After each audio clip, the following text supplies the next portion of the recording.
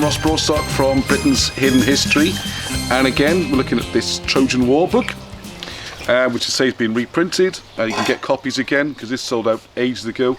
And I should have mentioned fabulous artwork on the front cover, which is actually done by Baron Blackett, and you can see the original of this on the wall in their house, which I've had the pleasure of visiting.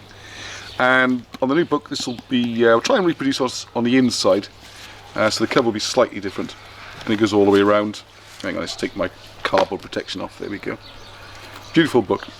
So now a bit more about this dodgy dating, which is look at the idea that, and this idea that the ideas that were put forward at the beginning of the 1800s have somehow become all bow down to them and can't question them or change them.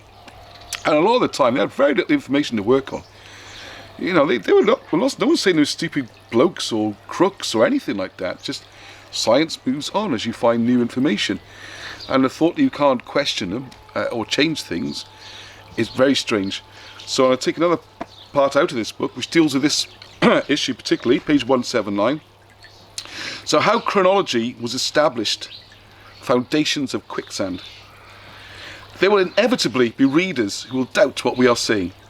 They will mentally refuse to believe that the established chronology of the ancient world is in the chaotic mess that it is actually in.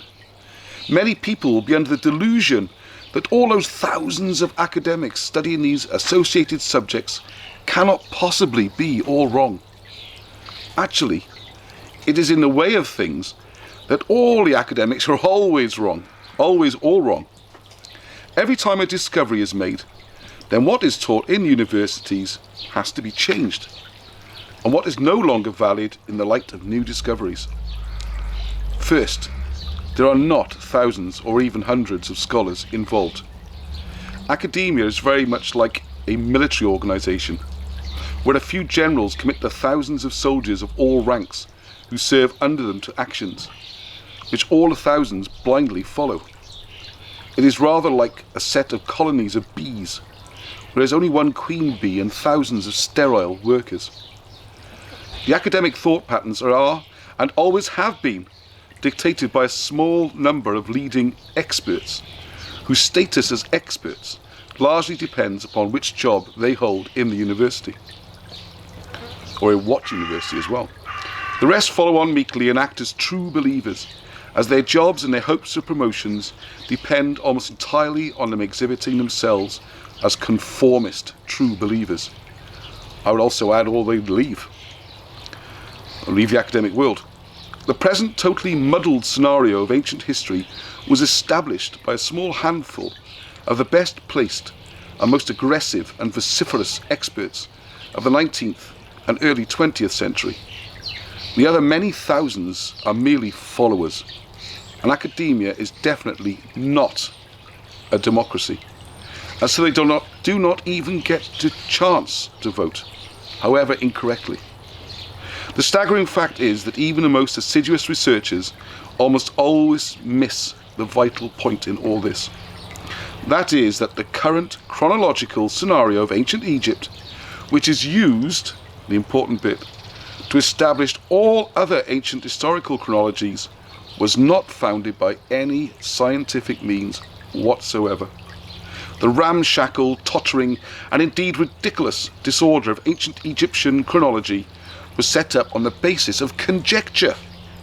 It resulted from a long-running argument between the great experts, who each propounded his or her own pet theory, and each individual's theory was concocted to defend the proponent's reputation and works. In a total contradiction of terms, archaeology is described as the inexact science, which means that it's not scientific in any way whatsoever. It may use, and most often frequently misuse, and employ the fruits of scientific research and discovery, but in itself it is not a science. In one corner was Finder's Petrie, the old museum in London, very famous.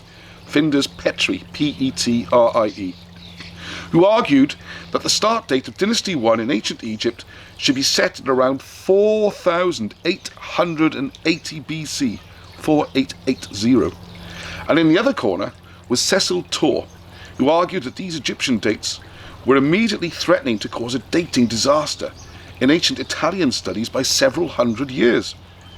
Everyone ignored Censorius, who placed the start of Dynasty 1 of Egypt around 2150 BC.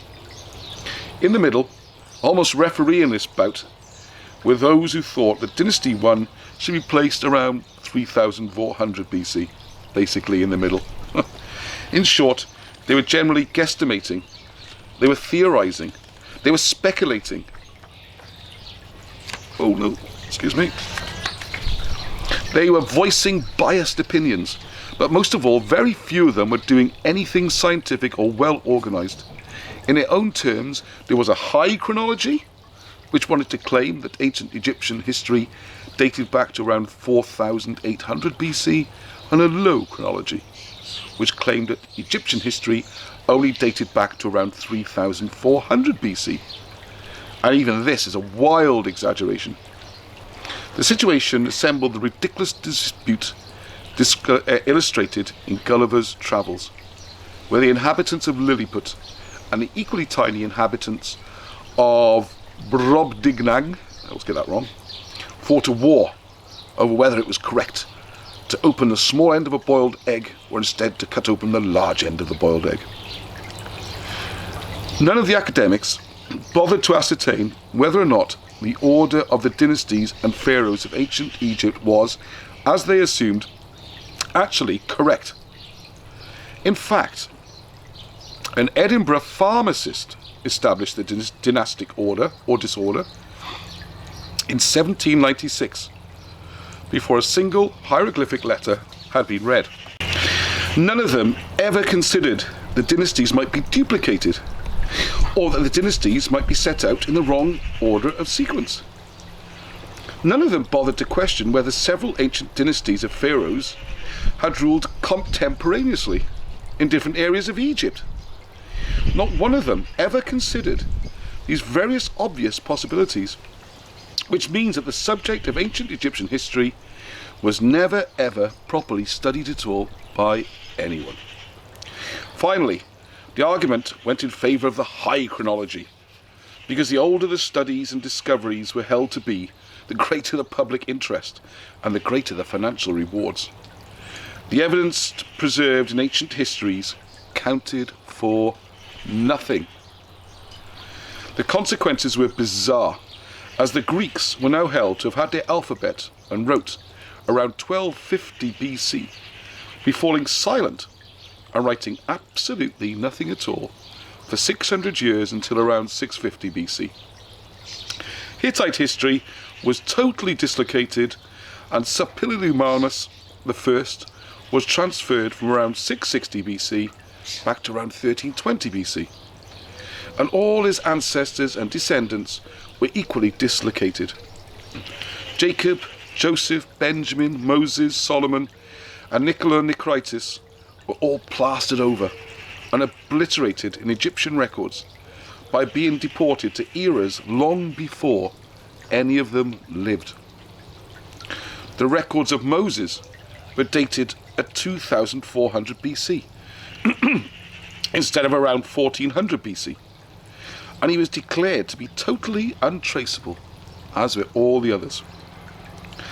Akhenaten very clearly knew of Hebrew Psalms, and by being transferred from around 670 BC back to 1360 BC, he was declared the unlikely author, and so the mayhem ensued in hundreds, even thousands of instances. Somewhere else in the book it does explain how Akhenaten ended up in close contact with the Hebrews and how they exchanged knowledge. That's another story. The incredible comic opera began with the works of one Joseph Scaliger, who lived AD 1540 to 1609. That's the person we're still relying on for most dating. It's bizarre when you think about it. Anyway, back to the story. Scaliger calculated the creation of the world and set the creation at 3949 BC. And then he took an old Byzantine summary of the writing of Manetho, the Greek Egyptian priest, who was the author of all this mayhem around 235 BC. And Scaliger then calculated the start of the first Egyptian dynasty at 5285 BC. In the same style of inventing ingenious solutions as practiced by bemused archaeologists ever since, Scaliger came up with a solution, and he proposed a proleptic era, which was a period of history which anticipated the creation of the world, the galaxy, and the universe. Sanity demanded that he should remember the adage, beware of Greeks bearing gifts, and reject the Greek-Egyptian priest Manetho. Otherwise, he had to reject the biblical notions of chronology.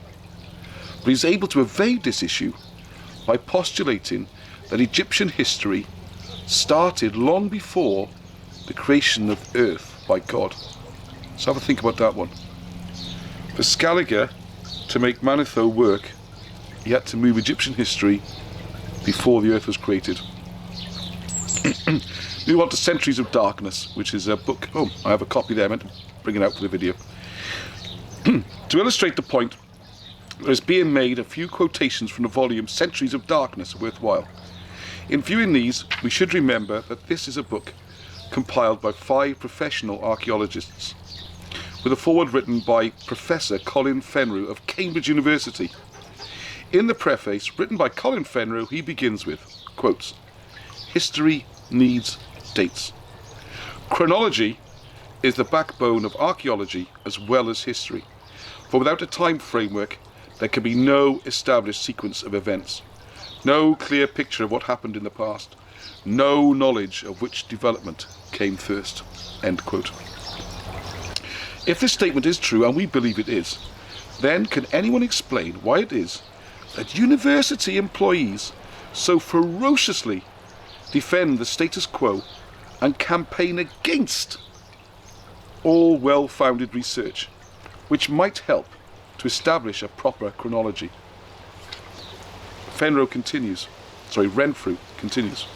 quotes, "This disquieting book draws attention in a penetrating and original way to a crucial period in world history, and to the very shaky nature of the dating, the whole chronological framework upon which our current interpretations rest." Close quotes.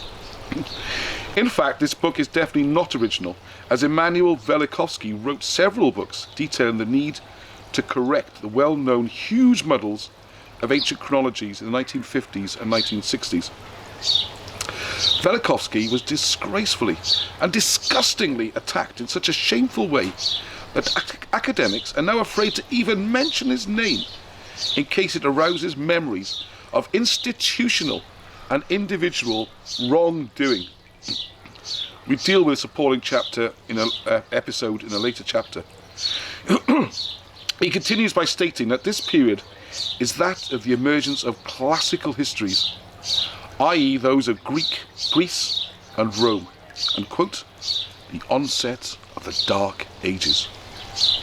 He's referring to those prolonged eras where the disorder of chronology produces alleged centuries-long periods where no one lived or died, no one built anything or made anything, and absolutely nothing happened.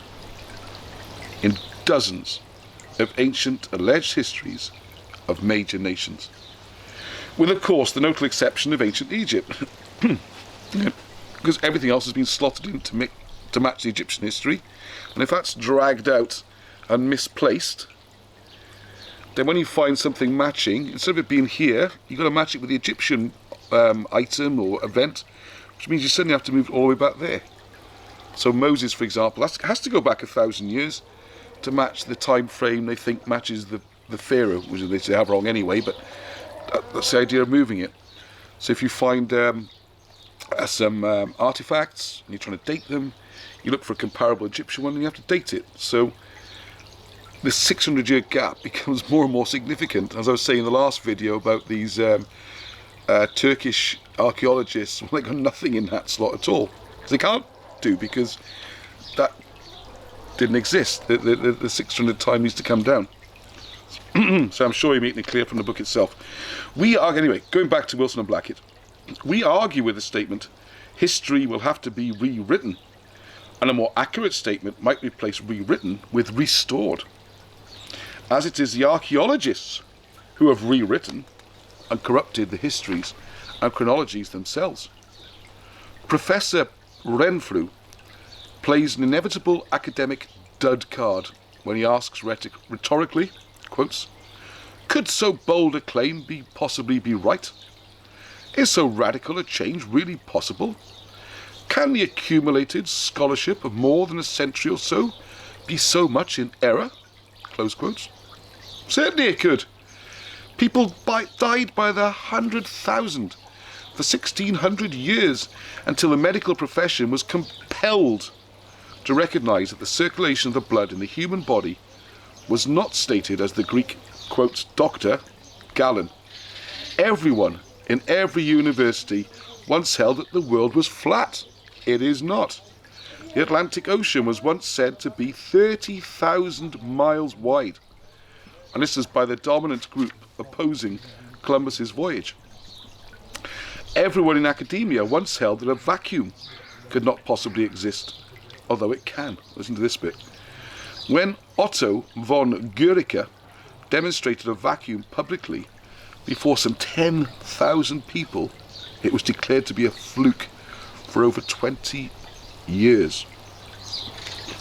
In 1958, the British Astronomer Royal stated that no man would ever set foot upon the moon. Well, some people think they still haven't, but there you go. Every academic once held, well, can't both be right. Anyway, every academic once held that no heavier than air vehicle could ever fly. And I saw a wonderful mathematical proof of that was published after the Wright brothers' first flight. What can you do? The list of massive mistakes and wrong ideas is monumental. It would fill hundreds of volumes. It is not that long ago that all surgical operations were carried out on a wide-awake patient, and huge numbers died of shock. The first surgeon to administer an anaesthetic to mercifully render a patient unconscious during a surgical operation was disbarred from the medical profession for life by the outraged and furious leading practitioners whose only claim to fame was the speed at which they could operate in order to limit the period of agony for the patient. Unfortunate sufferers were actually compelled to undergo the agony of surgery while conscious for some time before sanity finally prevailed. Have the archaeologists got it wrong by many centuries? Of course they have. And if they are admitting errors of 200 or 300 years, then errors of 600 to 1,000 years are equally possible. It's only a matter of degree. The universality of an error proves absolutely nothing other than the fact the error is universal. I love that line. You see it so often. Well, all these hundreds and hundreds of people couldn't possibly be wrong if they all say the same thing. Well, if they've all learned from the same book, you're just repeating the same thing, aren't you? Anyway, up until the 1960s, every textbook on the subject firmly stated that the planet Venus was a frozen mass of ice by hundreds of degrees. Every scientist dutifully agreed with one exception, Velikovsky, who stated that Venus was raging hot and could have temperatures of anything between 300 and 800 degrees. When the exploratory space probes sent back the data on Venus, lo and behold, Velikovsky, who was an outcast and supposedly didn't have a clue, he turned out to be right. This was only one of dozens of major scientific predictions in which Velikovsky proved the entire scientific community to be totally incorrect. Back to Professor Renfrew, quotes, "Two instructive studies of recent years show that all such confusion is not unimaginable. The first was the radiocarbon revolution." I'm going to be doing a full video on that, because I just want to say, Professor Renfrew realised it was bad. Alan Wilson has been banging on for years that it's bad, and been getting ridiculed for saying it. Oh, can carbon dating be wrong? That's like the gold seal of dating. Doing a video very soon on this. it can be the standard margin of error is 5 to 10,000 years. So, so actually, anyway, we'll come on to that. But this is actually this might seem hard hitting. This isn't half the story. But anyway, the first was the radiocarbon revolution, the redating of later prehistoric European in the Neolithic and early Bronze Age. It showed that the megalithic monuments of northwest Europe, instead of being derived from such Mediterranean achievements of the pyramids, were in fact centuries, even millennia, earlier than these. It could be. It could be. Carbon dating, 5 to 10,000 years is the error margin. The correction or calibration of radiocarbon dates using tree ring dating, also dodgy, showed that the assumptions upon which scholars had based the dating of prehistoric Europe were quite simply wrong, and that dates for Europe in the time range 5000 to 1500 BC and earlier had to be changed and the textbooks rewritten. They had to be rewritten again, unfortunately. The key word in the above passage is assumptions. Close quotes now, back to Wilson and Blackett. Academics have by the hundred and by the thousand made and followed totally wrong assumptions, and they have for centuries taught unsuspecting students. They have written books and delivered lectures and made radio broadcasts and television programs with overweening overconfidence based upon these false assumptions. And heaven help any poor misguided soul who dares to question their totally unfounded assumptions. It's the overconfidence, that's what annoys me most. The overconfidence that we must be right because we know. That is the biggest defence you will find if you try and discuss a different opinion on historical things. Just this blanket, we know. And that's not an argument, that's not evidence. Anyway, the professor continues by outlining how previously the huge volcanic eruption, sorry, there's some dust in my nose there, which tore apart the island of Thera in the eastern Mediterranean, had been dated by reference to historical events in ancient Egypt, of course. Everything's dated against Egypt, so it's dated to 1500 BC, roughly. Now, however, scientific evidence, sorry, Professor Renfrew, on the same cul-de-sac, but anyway, and radiocarbon dating was indicating that the date of the eruption was at least 150 years earlier. He does not, however, state whether or not these radiocarbon 14 dates had been messed about and corrupted by the unscientific and totally unethical archaeological practice of multiplying the figures by 80 and dividing the result by 100 in order to fudge the figures. There is a general rule in certain areas, like Egypt and surrounding areas, the radiocarbon dates have to be calibrated and dates move, back, forwards, whatever. It's a joke. He then briefly raises the possibility that ancient eras nearer to our own times could also be in similar error, and specifies the time range from 1100 to 700 BC. Quotes, "Is it not the case that the chronology for a phase significantly closer to our own time, and that of the scholarly historians of Greece and Rome, is much better established?" Quotes, close quotes. The authors of this book show conclusively that it is not. Sorry, that is within the quote. Chicken's escaping. So they raise the possibility there can be errors of centuries in the dates of events in the 1100 to 700 BC era. This question raised by Professor Renfrew lacks logic, as the fact that the conflicting works alleged to be those of Menetheo were used to establish this era of ancient Egyptian history, which makes it possible that any or every era of that history is used as the yardstick to establish all the other ancient histories can be wrong. If ancient Egypt is wrong, then all the history books about ancient history are all wrong. They're all wrong, by definition, because they're all latched onto a scale which is incorrect. It also avoids the fact that if the era of 1100 to 700 BC is wrong, then all other earlier eras are automatically wrong.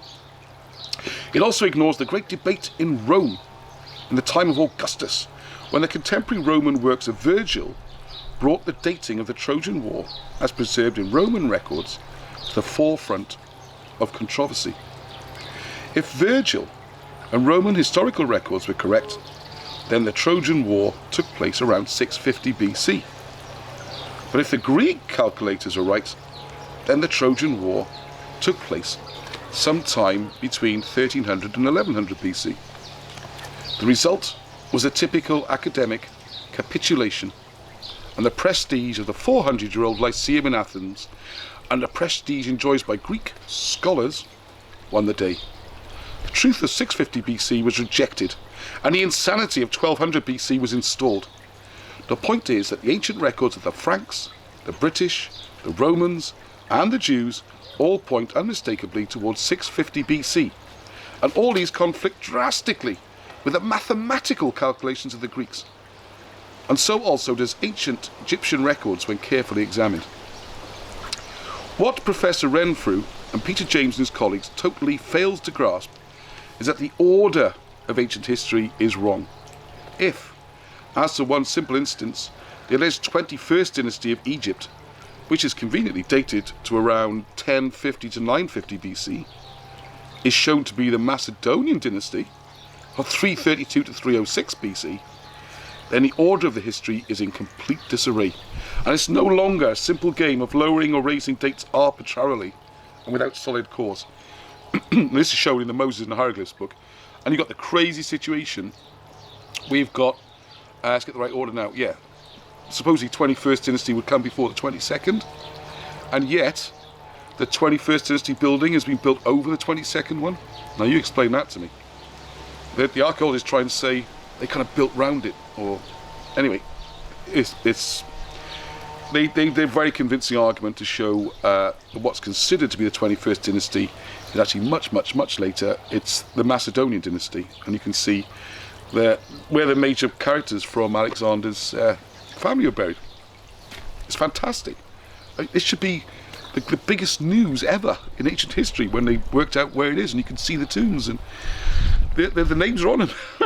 Not Alexander himself, his tomb was there, maybe his body wasn't there, but the others you can see, you know, Philip, his father, people like that, Roxanne. Anyway, I'm digressing, but the point is, it's not a case of shuffling forwards or backwards a bit.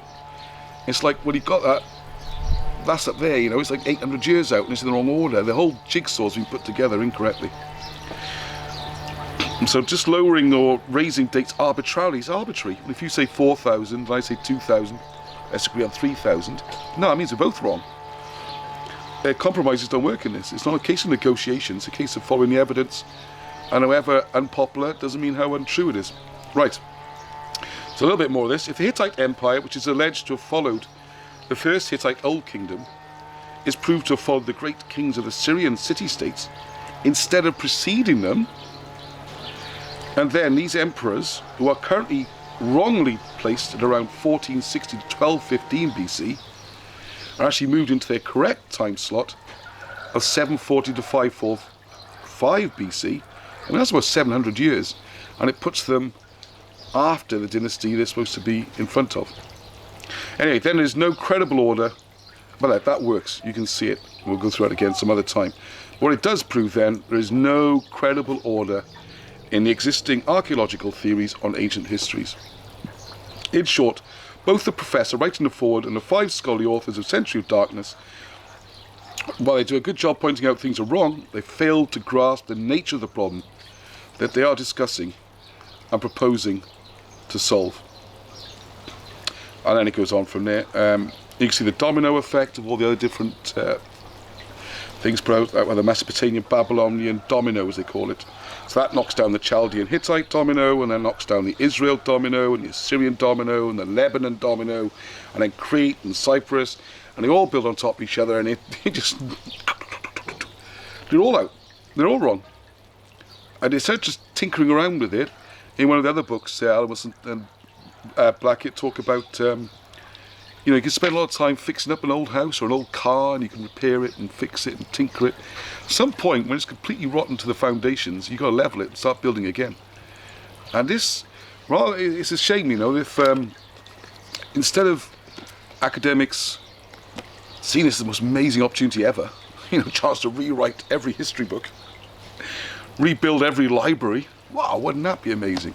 No, because there's egos in the way. You can't do that. You have to keep propping up this rickety old house and putting more and more convoluted explanations in and moving things around, and Anyway, returning to Professor... battery trouble you might have noticed then. So if it's a little bit jointed, sorry about that. To return to Professor Renfrew's forward. Quotes, I have myself, brackets, influenced by the canny scepticism of Professor Robert Cook, close quotes, been deeply aware that the calendar dates for ancient Greece in the time range 1000 to 600 BC are based on a very odd line of reasoning, close quotes. In short, the chronology fabricated for ancient Greece is in disarray. Were the professor to state that the history of ancient Greece between 1200 to 650 BC is virtually non-existent, then we would agree. It is another of the multitude of dark ages or black holes in history, all manufactured out of the Egyptian historical scenario. After a short outline on ancient Greece, Professor Renfrew states, quotes, the authors, that's those centuries of darkness, here suggest that many of these dates should be made later. I suspect the opposite, and am more impressed by the destructive reasoning that the existing chronologies are unreliable than by the alternative proposals, as soon as you throw them out. In short, the authors, close quotes, in short, the authors who deserve much praise for their efforts, as does Professor Renfrew, present only part of the problem. They do not have the solution to the problem. In this, the professor is, we believe, again correct. Right at the outset of this volume, we are again and again told that there are huge chronological problems in all areas of ancient history. The academics all had it totally wrong in assuming that building with stone began in Egypt and the East and moved westward. Yet evidence then proved that building in stone began in the West and moved eastward. Professor Renfrew's forward then continues, quotes, the first step, however, is to recognise the depths of our ignorance. Absolutely, hallelujah. To realise how the existing chronologies in different parts of the Mediterranean are bolstered up by circular arguments, where specialists in one area believe that those in other areas must know what they're talking about, and blindly use dating systems which are no better than their own. This happens a lot in carbon dating. Anyway, the authors of this book do a great service by the very breadth of the survey which they undertake, by considering the whole of the Mediterranean from Iberia to Levant, from Egypt to Cyprus and Greece, and indeed by looking north from Italy into Central Europe. They are able to show the frailty of the links by which the whole ramshackle chronological structure is held together. I feel that their critical analysis is right, and that a chronological revolution is on its way. And that's Professor Renfrew. He goes on, but the point which every reader must surely grasp is that ancient chronologies and histories which are so boldly and overconfidently presented in multitudes of television programs and books are almost universally wrong.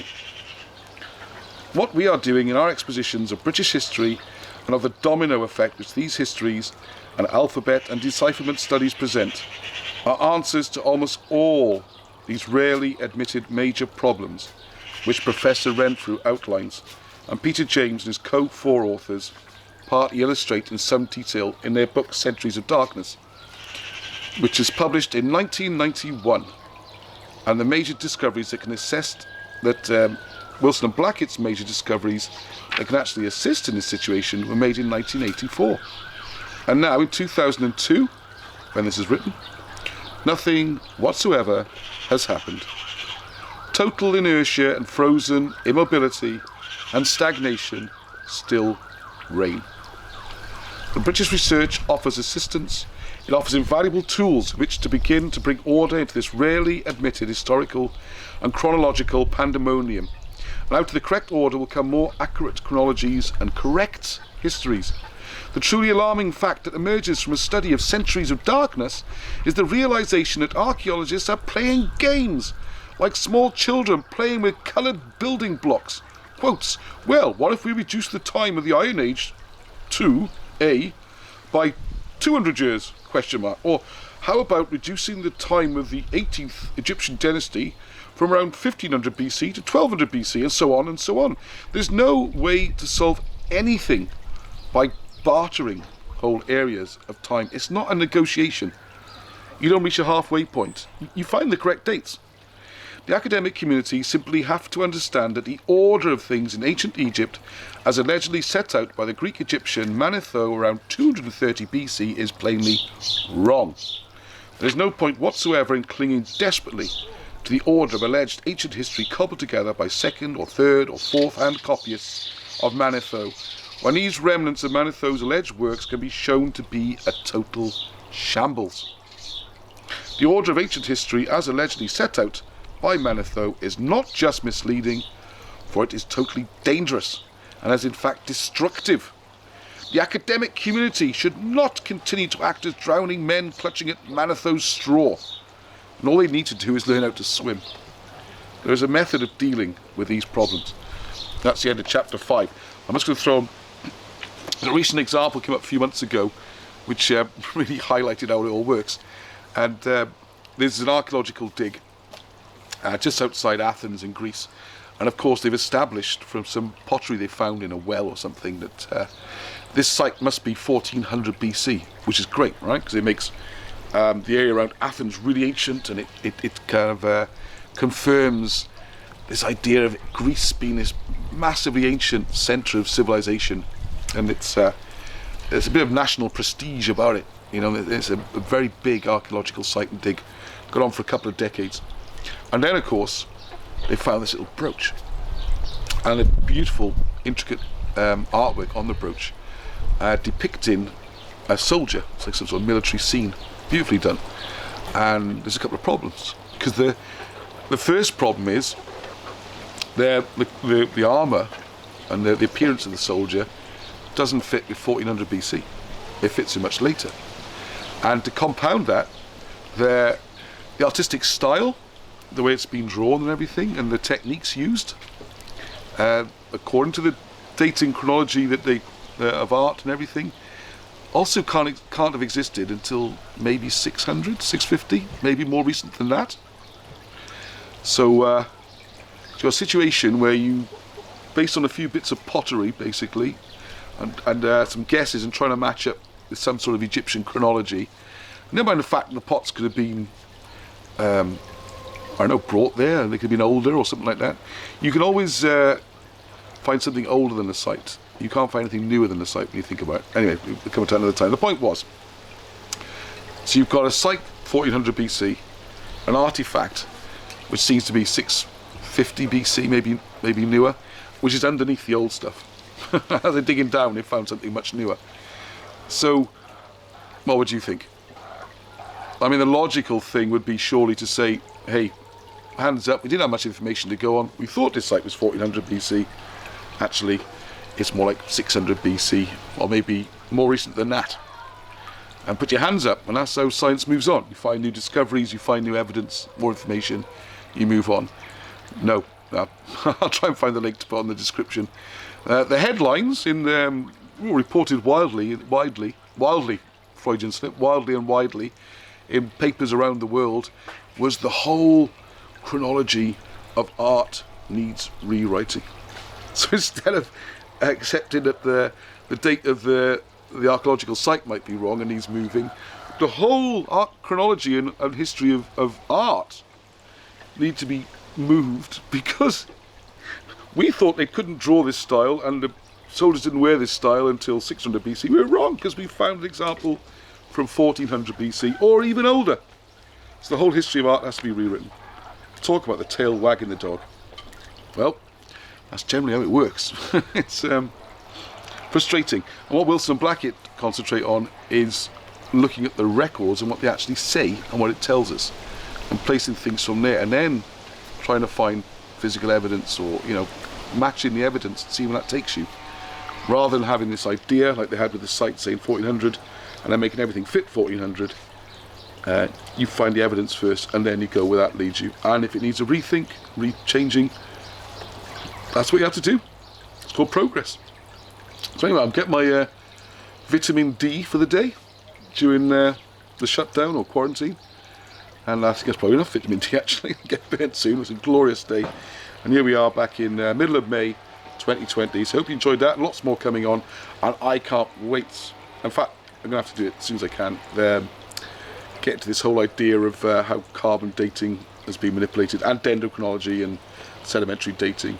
You'll be amazed just how, I'm trying to think, a polite word, how incorrect it can be. Let's just put it that way for now.